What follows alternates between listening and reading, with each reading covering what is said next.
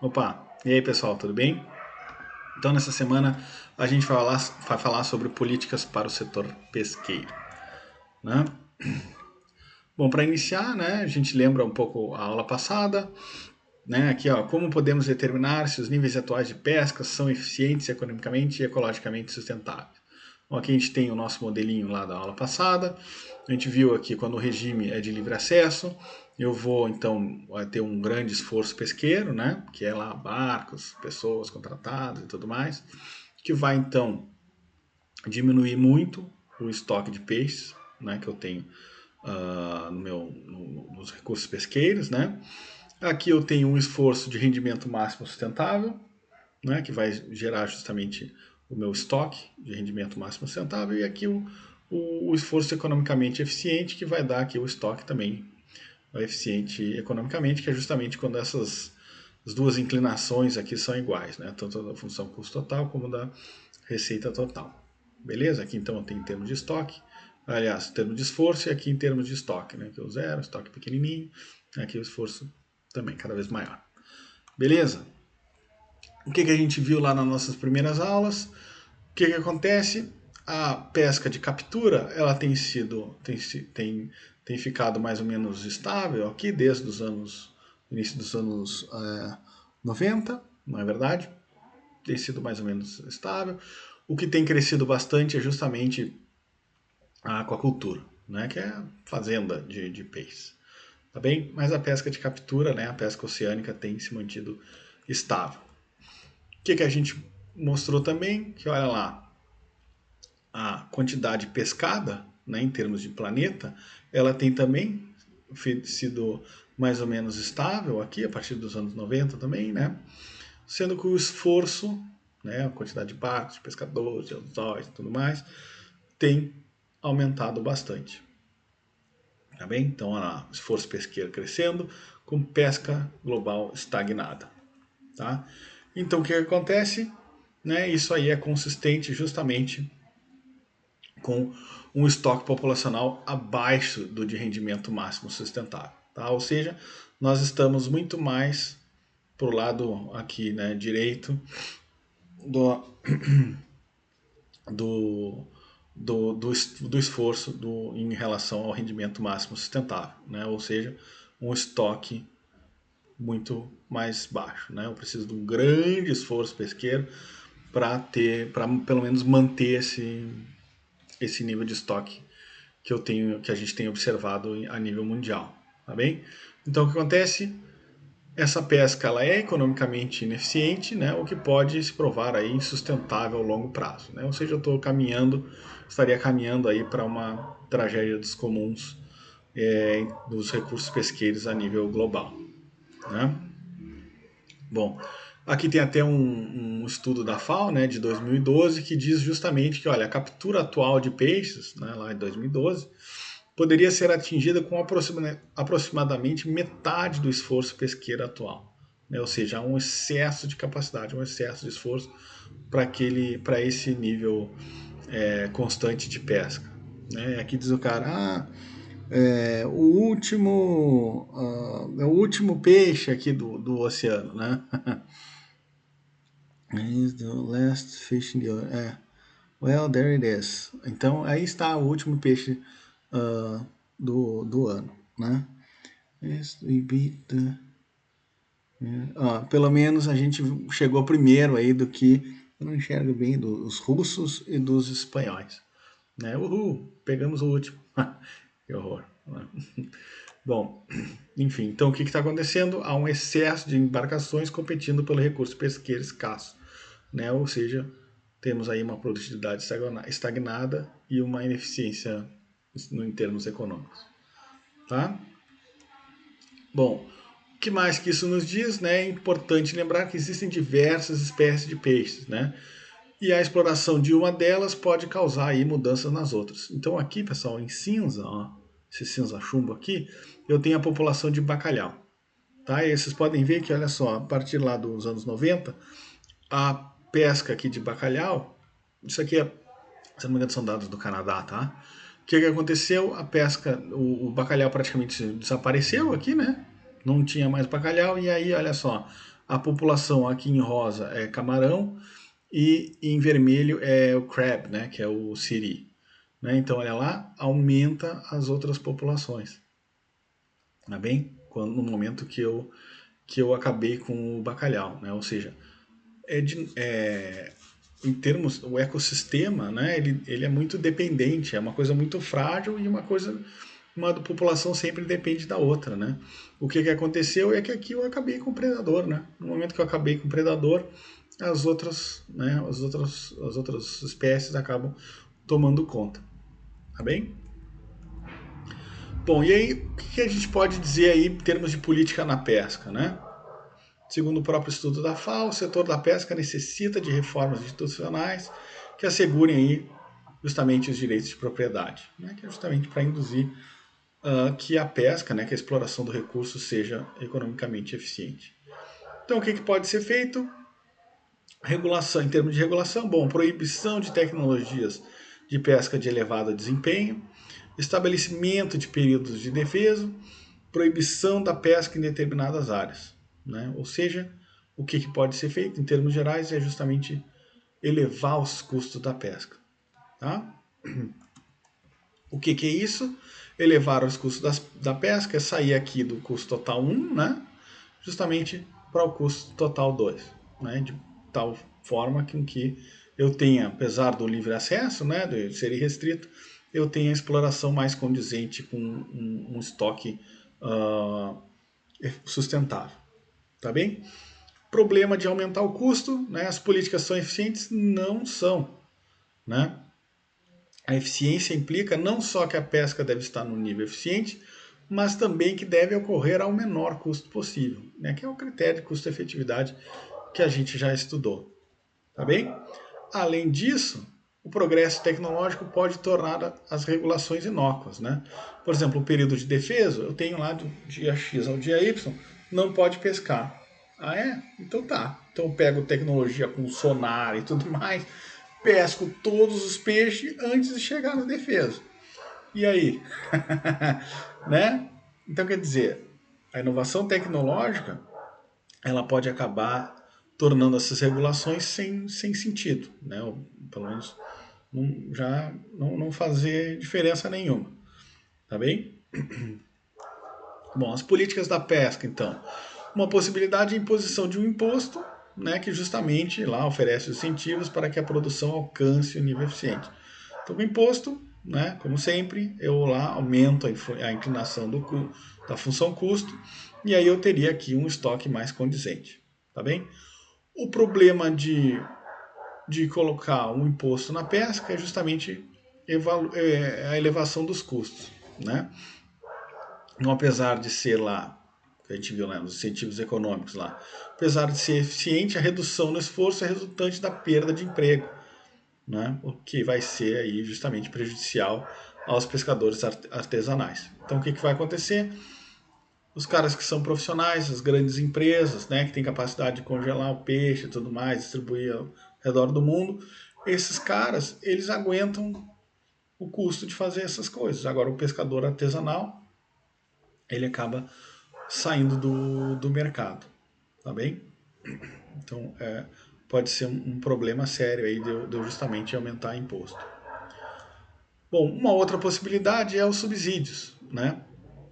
O subsídio à pesca, ele faz o contrário, né? Ele reduz o custo da pesca, né? Ao diminuir aí, seja um subsídio aos juros, né? Facilitar a compra de barco, né? Combustível e tudo mais, né? E aí acaba por aumentar a renda do pescador, tá bem? Seja mesmo no período de defesa, né? No período da entre-safra, onde, né, aqui no Brasil mesmo, os pescadores recebem um determinado valor lá, né? As consequências disso é o excesso de capacidade e sobrecapitalização, né? Quando tu subsidia o cara para comprar barco, subsidia o cara no combustível, reduz o custo, então há um excesso de capacidade, tá bem? Ou seja, está aumentando o esforço pesqueiro. Existem também outros tipos de subsídio, como o de monitoramento e pesquisa, tá? Que aqui não isso aqui seriam as políticas que são mais positivas, né? Mas isso aqui não entra, não entra na nossa análise por enquanto, tá bem? Bom, o que acontece então com o subsídio? Eu reduzo o custo. Também quando eu reduzi o custo, eu aumentei o esforço pesqueiro, então eu reduzi o estoque ainda mais. Tá bem? Então olha lá. Os subsídios podem reduzir o custo da pesca e ou aumentar a receita para cada nível de esforço. Tá? O problema então, gerar excesso de capacidade. Acabam distorcendo o incentivo, que é aquela ideia que a gente já falou as 2 aulas atrás, que é justamente quando o lucro é positivo, mais firmas vão entrando, né? Então, está aumentando essa capacidade exploradora e resultando então na diminuição de estoques. Tá bem, pessoal? Aqui está bem claro, né? Redução do custo, aumentou o esforço, em consequência lá eu vou reduzir o estoque. Beleza? O que acontece no mundo? Subsídio à pesca é uma das políticas mais adotadas, né? Eu tenho aqui, no total de subsídios, 35 bilhões gastos no mundo inteiro, né, anualmente. Desses 35, 20 bilhões acabam aumentando a capacidade pesqueira, então eles vão ser subsídio do combustível, né, para compra de barco, para melhora de equipamentos de pesca, né, o que acaba reduzindo os estoques. Existem também os benefícios, os subsídios beneficiais, né, que são apenas 11 bilhões, né, comparados ao outro, né, pouco mais da metade, né. E aí aqui para gerenciamento da pesca, para pesquisa e desenvolvimento, né, para regulação, né, aplicação das leis, tá, o que acaba aumentando os estoques. Tá? E ainda tem os subsídios ambíguos, né, que a gente, dependendo, pode aumentar ou diminuir os estoques. Tá? Então olha só aqui, ó, praticamente 7,6 bilhões é só para subsídio do combustível, né, gerenciamento, enfim. Os países que mais gastam, Japão, China e Estados Unidos. Olha só, tu vê que é 90 bilhões de receita na pesca por ano no mundo, né? Desses 35 vem de subsídios. Tá bem? Olha lá, aqui só repetindo um pouco, né? Estima que são despendidos 35 bi em subsídios pesqueiros no mundo. Subsídios nocivos é a maior categoria, 20 desses 35, 20 é nocivo, ou seja, contribui para a redução dos estoques. Esses subsídios nocivos é a principal categoria em todas as regiões, com exceção da América do Norte. Né? Desses nocivos, o combustível é o principal, né? 22% do total. E os subsídios pagos pelos países desenvolvidos são aí 65% do total, ou seja, os subsídios estão concentrados em países desenvolvidos, no uso principalmente de combustível, e eles acabam contribuindo para a exploração do recurso de maneira que não é sustentável, né? Criando aí um excesso de esforço e uma redução cada vez mais significativa no estoque. Tá? É a parte triste, né? Bom, uma outra política, então, né, como a gente já viu, são as licenças, né?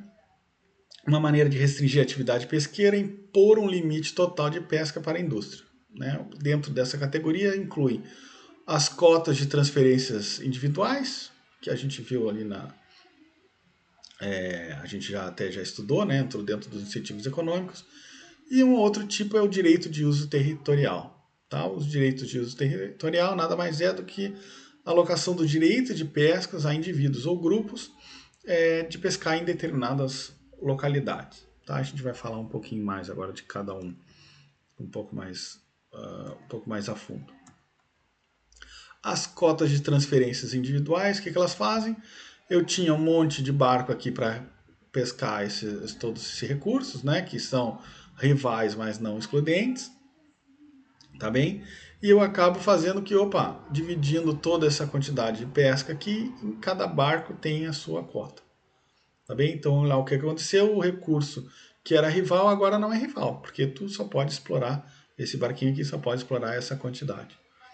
Tá bem? Então, o que acontece? Eu acabo induzindo uma exploração mais eficiente do recurso.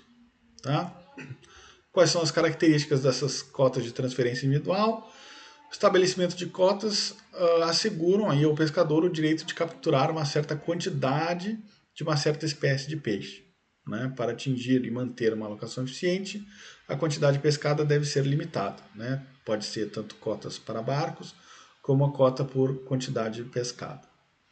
A produção total de peixe autorizado pelas cotas deve ser o nível de captura eficiente, né? Isso aqui é claro, né? Tem que reduzir a eficiência, tá?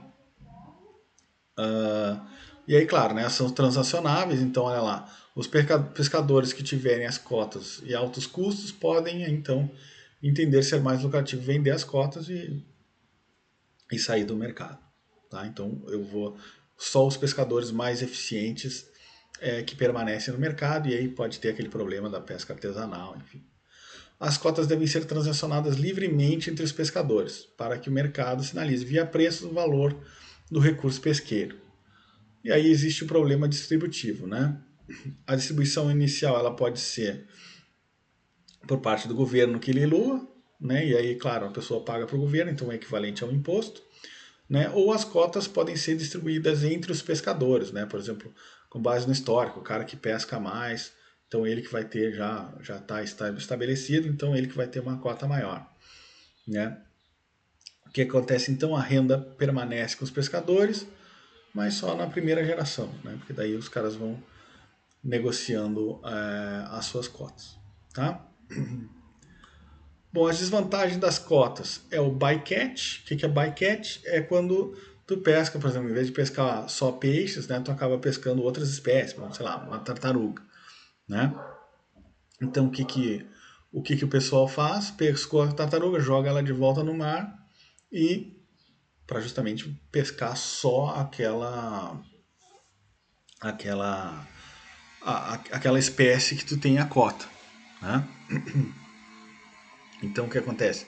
As outras espécies aí elas acabam sofrendo, né? Porque muitas acabam morrendo em função dessa de voltar só para específico para a espécie que eu tenho cota. E uma outra coisa é o high grading, né? O high grading é o seguinte, bom, eu posso pescar, vamos supor, 100 peixes no meu barquinho, eu vou pescar o peixe pequeno ou o peixe grande? Eu vou pescar o peixe grande, né? Então eu acabo liberando, jogando de volta no mar, já morto e tudo mais, para pegar só o peixe maior. Tá bem? É exatamente isso que é o high grading. Tá? Então, olha lá. Os pescadores têm incentivo aí de despejar os de menor valor, né? Os peixes pequenos.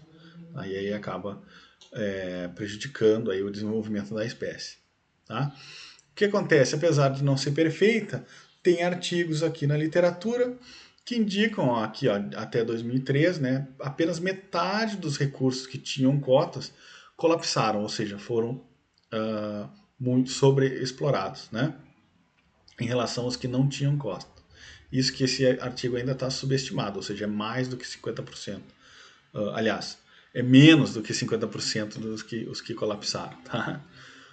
Bom, um outro artigo interessante diz que lá no Canadá, né, uma mudança no sistema de regulação que era de período de defesa, que nem aqui na Lagoa dos Patos, aqui, né, para as cotas, né, ou seja, trocou o defeso para as cotas, resultou o quê? No aumento de renda para a indústria pesqueira. Né? Por quê? Porque acabou causando um aumento de demanda, afinal de contas, agora, como não tem período de defesa, sempre tem peixe fresco, o que aumentou a demanda, não tem mais peixe congelado, e reduziu os custos. Tá bem? Então, no Canadá, é um exemplo aí de sucesso de adoção dessas cotas de transferência individual. Tá? Bom, por outro lado, eu tenho também os direitos de uso territorial. Né? O que é esse direito de uso territorial? Ele acaba alocando aí o direito de exploração de uma espécie ou de um grupo de espécies em numa determinada área, ao invés de uma porção do total pescado. Então, ao invés de ser a cota, né, que é uma porção do total, eu tenho, ou pelo menos o barco, né, uma quantidade X lá por barco, ele dá uma espécie de uma área, né, vamos dizer assim, a volta da Ilha dos Marinheiros é do Tillman. Tá? Então aquele espacinho lá, sei lá, os 5 metros quadrados além da Ilha dos Marinheiros lá é só o Tillman que pesca. Tá? Então ele dá direito, só eu que vou explorar isso aqui. Tá? eles vão ser concedidos para esses grupos de pescadores. Isso aqui no Chile foi adotado esses direitos de uso territorial com sucesso, né? Sob a pré-condição justamente do Tillman lá para a volta da Ilha dos Marinheiros, ele tem que dar um plano de gestão e controle da atividade, tá bem? O que acontece? Acaba permitindo aí um uso mais eficiente do recurso, né? Porque acaba criando aí uma forma de direito de propriedade onde todos aqueles pescadores, né, o Tillman, que é a turma de pesqueira da Ilha dos Marinheiros, a gente tem um incentivo de agir como único proprietário. Afinal de contas, a gente tem que continuar tendo peixe ali na volta da Ilha dos Marinheiros, né, gente? Porque senão nós vamos viver do quê, né? Tá? Existe aí evidências de sucesso, né, principalmente sobre os recursos pesqueiros que não possuem característica de migração. É claro, existem espécies, o próprio bacalhau, né, é migratório, né? Então, quer dizer, não adianta nada eu ficar na volta da Ilha dos Marinheiros lá buscando, como é que é, aquela bluefin tuna, né? Que é o peixe mais caro que existe, esse bluefin tuna, né? Tuna é... Agora me fugiu, tuna, mas enfim, é um peixe que é migratório, então não adianta eu ficar na volta da Ilha dos Marinheiros lá, porque para isso não vai funcionar. Também atum, tuna é atum. Pô, pelo amor de Deus, nem era tão longe. Tá? Então, quer dizer, o atum é migratório, então não adianta eu estabelecer um terreno, né? Mas eu sei que no Chile é um caso de sucesso desse tipo de exploração de recursos, tá bem? Bom, um exemplo desses direitos de uso territorial no Brasil, né, na verdade no mundo inteiro, é justamente as zonas econômicas exclusivas, né? Então está aqui o nosso caso aqui no Brasil, como foi dividido aqui a região sul, região central, né? Onde justamente, né, a Convenção das Nações Unidas sobre o Direito do Mar, os países costeiros têm essa jurisdição sobre os recursos marítimos, né? São as 200 milhas aqui, né? Então está aqui o caso do Brasil. Tá bem, pessoal? Então, sobre políticas de pesca, era isso que eu queria passar para vocês. Eu vou colocar alguns vídeos, link de uns vídeos lá no AVA, né, para quem tem mais interesse em explorar isso, tá? Mas na semana que vem a gente fecha aí falando sobre a teoria dos jogos e pesca, tá bem?